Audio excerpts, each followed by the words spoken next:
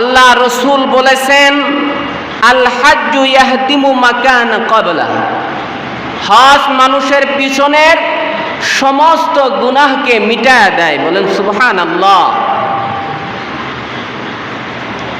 যারা আল্লাহ তাআলার ঘর তওয়াফ করবে, যারা রাসূলুল্লাহর রওজা মোবারকের পাশে গিয়ে সালাম প্রদান করবে, আল্লাহ রসুল বলেছেন ওই আমার উম্মতকে, ওই আশিককে আমি কঠিন ময়দানে মাহশারে আমি আল্লাহর রসুল আমার ওই উম্মতকে সুপারিশ করব, শাফায়াত করব। বলেন সুবহানাল্লাহ।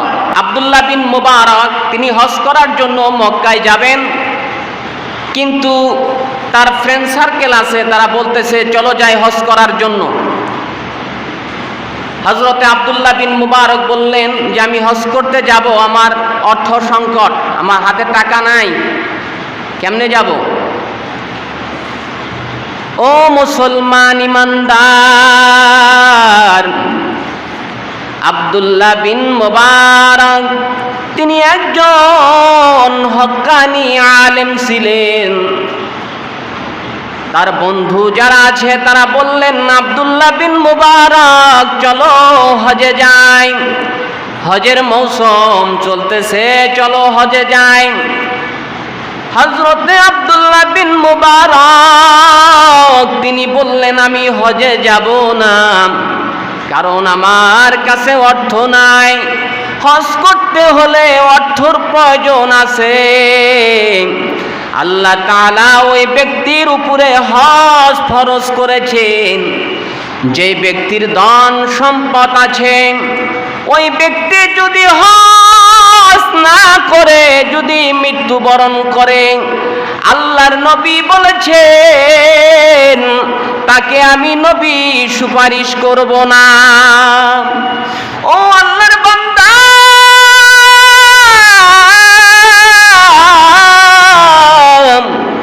আব্দুল্লাহ বিন মুবারক বললেন, বন্ধু তোমরা হজে চলে যাও, আমি যাব না, আমার অর্থ সংকট, আমার হাতে টাকা নাই, পয়সা নাই, আমি কেমনে যাব হজ করার জন্য? তোমরা হজ করার জন্য চলে যাও। আব্দুল্লাহ বিন মুবারকের কাছে যেই অর্থ ছিল সেই অর্থগুলি গরিব দুঃখীর মাঝে বন্টন করে দিলেন।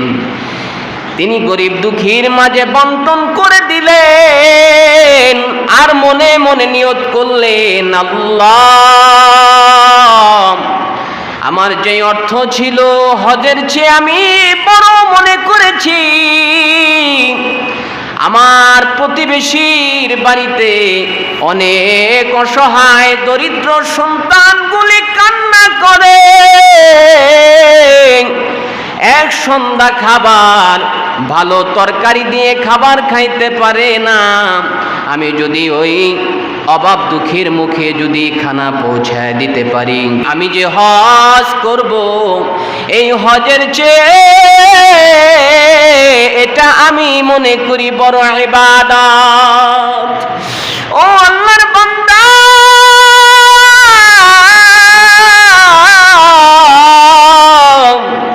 তার বন্ধুরা হজ করার জন্যে মক্কায় চলে গেলেন, রাসূলুল্লাহর রওজা জিয়ারত করার জন্য চলে গেলেন। আব্দুল্লাহ বিন মুবারক তার অন্তরের ভিতরে এই তামান্না রয়ে গেল, ও রব্বুল আলামিন, আমার যদি অর্থ হয়, যখন আমার হাত সবল হবে, আমি ধনে বানে যখন আমি ধনী হব, ও রব্বুল আলামিন, আমি তোমার ঘর তওয়াফ করব, রাসূলুল্লাহর রওজার পাশে গিয়ে সালাম জানাইব, তুমি আমাকে কবুল করে নাও। মনের ভিতরে এই তামান্না নিয়ে তিনি রয়ে গেলেন। তার বন্ধু যারা ছিল তারা হজে চলে গেলেন, তওয়াফ করতেছেন, কিন্তু তার বন্ধুরা দেখতে পেলেন আব্দুল্লাহ বিন মুবারক তিনি তো হজে আসেন নাই, মক্কায় আসেন নাই, কিন্তু বন্ধুদের চোখে ধরা পড়ে গেল আব্দুল্লাহ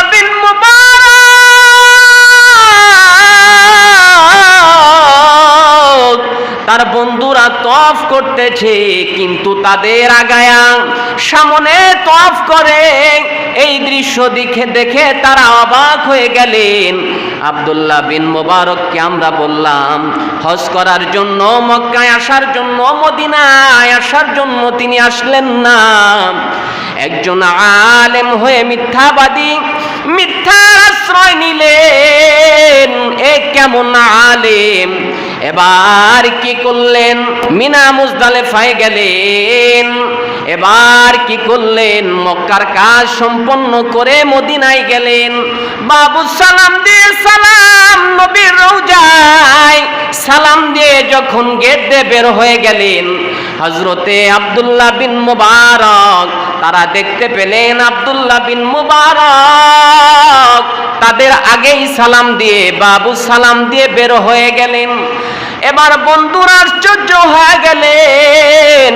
আব্দুল্লাহ বিন মুবারক তিনি বললেন হজ করবেন না, কিন্তু একজন আলেম হয়ে কি করে মিথ্যা কথা বললেন, এটা আমাদের মনে মানাইতে পারি না।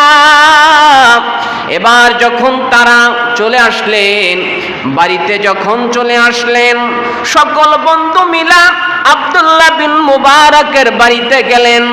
বললেন, বন্ধু আব্দুল্লাহ বিন মুবারক,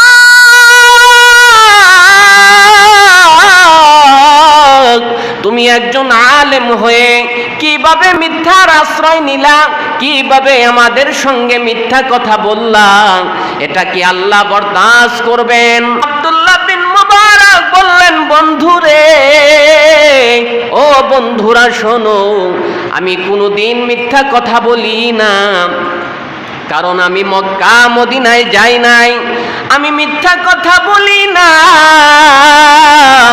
তোমরা ভুল দেখেছো বলে, না ভুল দেখি নাই, হয়তো মক্কায় ভুল দেখলাম, কিন্তু মদিনায় বাবু সালাম দিয়ে আমাদের সামনে সালাম দিয়ে বের হয়ে গেলাম, এটা তো ভুল দেখি নাই। অনেকগুলো বন্ধু সেখানে উপস্থিত, কি করে তুমি মিথ্যা কথা বলো? আল্লাহ তাআলার আরশে আজিম থেকে ইলহাম চলে আসলো, এ আব্দুল্লাহ বিন মুবারক,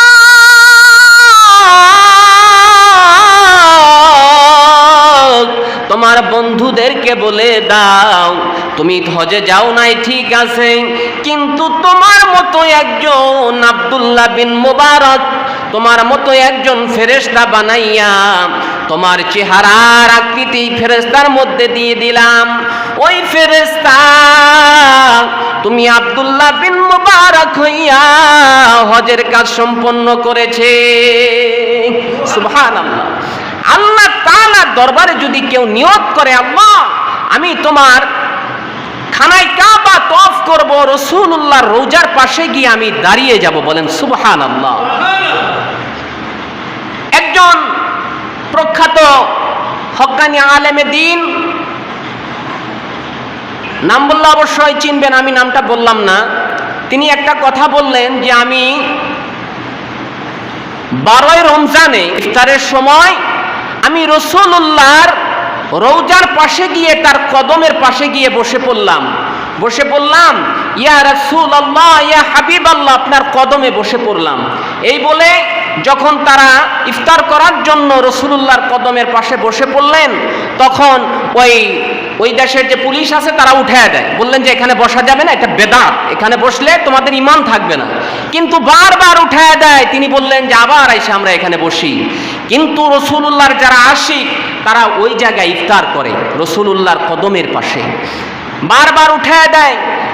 তারা বলতেছেন যে প্রায় 3 থেকে 4 বার বসলাম, উঠায় দেয়।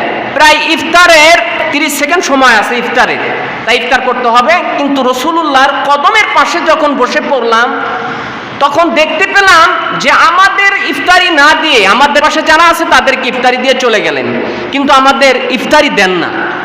তারা বসে রইলেন।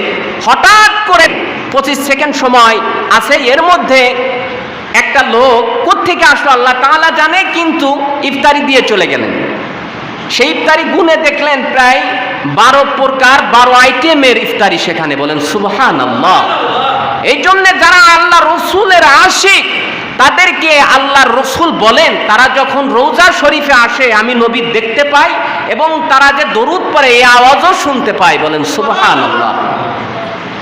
এই জন্য আল্লাহর রসুল যিনি হায়াতুন নবী, জিন্দা নবী, যার তুলনা চলে না, এই পৃথিবীতে সমস্ত পয়গম্বরদেরকে যদি এক করা হয় আর আমার রসুল্লাহ মুহাম্মাদুর রাসূলুল্লাহ সাল্লাল্লাহু আলাইহি ওয়াসাল্লামের শান মান যদি একত্রিত করা হয় তাদের চেয়ে অনেক বেশি হয়ে যাবে। আল্লাহ তাআলা বলেন যে যেই কালামুল্লাহ, যেই কালামে হাকিম, যেই কালামে রব্বানি আমি নাজিল করলাম নবীর উপরে আমি এই কোরআন নাজিল করলাম। এই কোরআনটা যদি আমি পাহাড়ে রাখতাম তাহলে পাহাড়টা জ্বলে পুড়ে ছারখার হয়ে যাইতো, পাহাড় কুলাইতে পারতো না এই কোরআনের ওজন, ওয়েট কুলাইতে পারতেন না। আর যেই রসুলের উপরে আমি কোরআন নাজিল করলাম, এত বড় বিশাল কোরআন, এই কোরআনের কাছে রসুল যায় নাই, কোরআন রসুলের কাছে আসছে। এই জন্য কোরআনের চেয়ে হাজার হাজার গুণ রসুলুল্লাহ বড়। বলেন সুবহানাল্লাহ। কারণ কোরআনের কাছে রসুলুল্লাহ যায় নাই। হযরতে জিবরাইল আমিন আল্লাহ রসুলের কাছে ওহী নিয়ে আসলেন। আল্লাহ তাআলা বললেন, জিবরাইল যখন আমার হাবিব মক্কায় চলে যাবে তুমি মক্কায় যাবা, যখন মদিনায় যাবে মদিনায় যাও, যখন তার হুজরা মুবারকে থাকবে তখন তুমি ওহী নিয়ে দরওয়াজার সামনে দাঁড়িয়ে থাকো, কিন্তু নবীর সাথে বেয়াদবি করবা না, কোনো সময় ডাক দিবা না, তুমি রসুলুল্লাহর সামনে দাঁড়িয়ে থাকো। এই জন্য আল্লাহ তাআলা বলেছেন, ওয়ারাফা'না লাকা যিকরাক, আমি আমার নবীর জিকিরকে, আমি আমার নবীর প্রশংসাকে বিশ্বময় ছড়িয়ে দিয়েছি। বলেন সুবহানাল্লাহ। এই জন্যে এই কোরআন নবীর কাছে এসেছে, তিনি সমস্ত কুল কায়নাতের রহমত স্বরূপ প্রেরণ করেছেন আল্লাহ তাআলা। সুবহানাল্লাহ বলবেন না? এই নবীকে যদি না বানাইতেন আল্লাহ তাআলা কিছুই বানাইতেন না, কিচ্ছুই বানাইতেন না। এই নবী হচ্ছেন রহমত। সমস্ত কিছু আলোচনার শুরুতে যদি নবীর প্রতি দরুদ পড়া হয়, সেই আলোচনার প্রতি আল্লাহ তাআলা আলাদাভাবে একটা বরকত দেন। বলেন সুবহানাল্লাহ। এ মুসলমান ইমানদার, আল্লাহ রসুল বলেছেন যারা এই পবিত্র হজের মৌসুমে, আল্লাহর নবী বলেন আমার রওজার পাশে এসে যদি কেউ সালাম প্রদান করে, আল্লাহর নবী বলেছেন মান জারা রাওজাতু ওয়াজাবাত লাহু শাফাআতি ইয়াউমাল কিয়ামা।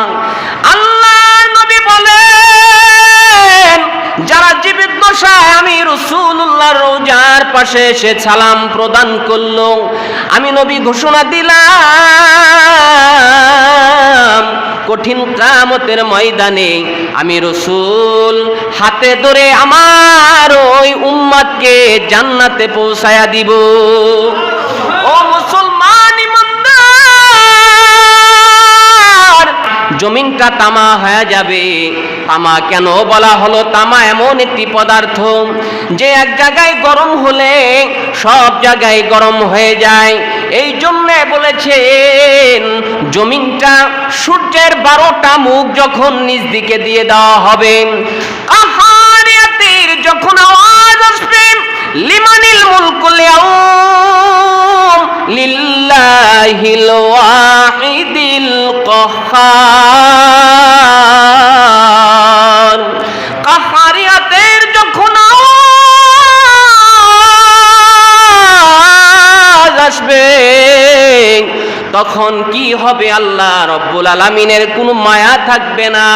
যখন এই কাহারিয়াতের রূপ ধারণ করবেন আল্লাহ তাআলা, যখন সূর্যের 12টা মুখ যখন নিচ দিকে দেওয়া হবে, জমিনটা তামা হয়ে যাবে, কোথাও দাঁড়াইতে পারবেন না। পাগুলি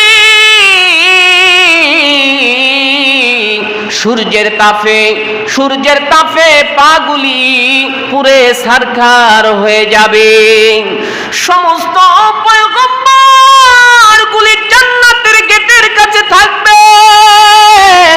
হযরত আদম থেকে নিয়ে বনি ইসরাইল কওমে প্রায় 70,000 নবী, সমস্ত নবীগুলি ওই জান্নাতের দরওয়াজার সামনে দাঁড়িয়ে থাকবেন, বলবেন ও রেদওয়ান, ও জান্নাতের সর্দার রেদওয়ান, জান্নাতের দরওয়াজা ওপেন করে দেন, আমরা টিকতে পারতেছি না, আমাদের জান্নাতে ঢুকতে দেন। জান্নাত থেকে রিপ্লাই আসবে, আপনারা পয়গম্বর হয়ে আপনাদের উম্মতের কোনো খবর নাই, আপনারা জান্নাতে আসার জন্য পাগল পারা হয়ে গেছেন, কিন্তু আখিরি নবী, যিনি আখিরি পয়গম্বর, তিনি জাহান্নামের দরওয়াজার কাছে দৌড়ায়, মিজানের পাল্লার কাছে গিয়া দৌড়ায়, পুলচিরাতের গোড়ায় গিয়া দৌড়ায়। আমার কোন উম্মতকে আল্লাহ তাআলা হুকুম করেছেন যে ফেরেশতারা জাহান্নামে নিয়ে যাও, জাহান্নামে নিয়ে যাচ্ছে, এই জন্য নবী দৌড়াদৌড়ি করতেছে, আর আপনারা জান্নাতে আসার জন্য পাগল পাড়া হয়ে গেছে। এবার আল্লাহর নবী সিজদায় পড়ে কান্না করবেন, ইয়া রাব্বি হাবলি উম্মতি।